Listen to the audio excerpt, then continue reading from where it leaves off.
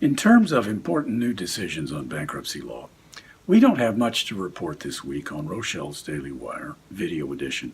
However, the U.S. Supreme Court handed down a decision on June the 21st, which very well may affect, in some cases, who becomes bankrupt. I refer to the decision, the 5-4 decision, in a case called South Dakota versus Wayfair. In that decision, the Supreme Court overruled its own Quill decision from 1992. Back in 1992, the Supreme Court held that it would be a violation of the Commerce Clause of the Constitution if a state were to impose its sales taxes on an internet seller who did not have a physical presence in that state. Well, now with the 5-4 decision on June the 21st, states are indeed free to impose their sales taxes on internet retailers. Now, why do I say this may affect who becomes bankrupt? Well, because it, I guess, evens the playing field. Local retailers now are not at a disadvantage over someone who sells over the internet. So perhaps this will be a small benefit to struggling local retailers. On the other hand, it may be a shot in the solar plexus to some of those large internet sellers who may have very significant gross sales, but in some cases, very little in the way of net income.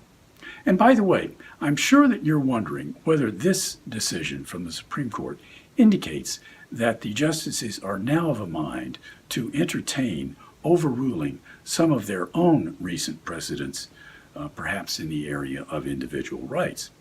Immediately, cases come to mind like Roe versus Wade on abortion, or Citizens United on overruling legislative limitations on contributions to political campaigns.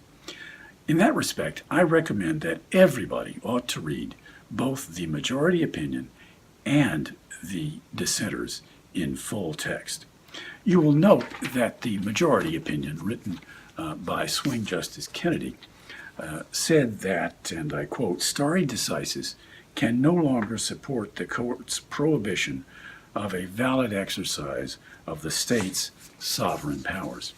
Now, perhaps this means that the court is more amenable to overruling precedent when it deals with limitations on the state's sovereign powers, and maybe the rules will be different when we're dealing with individual rights. Also, by the way, take note of the dissenting opinion. It was written by typically conservative Justice Roberts. However, those who joined in the opinion were not. They were the typically more liberal justices, Breyer, Sotomayor, and Kagan. They agreed that the prior decision from 1992 and its precedents were wrong. However, they said that the chore of fixing this problem should be left to the Congress, not to the court, in view of the rules of stare decisis. Well, in any event, this certainly does make for good reading for those who are trying to read the tea leaves about what the justices will do in cases that are not even yet before them. But until this time next week, this is Bill Rochelle, Editor-at-Large for ABI, saying good day.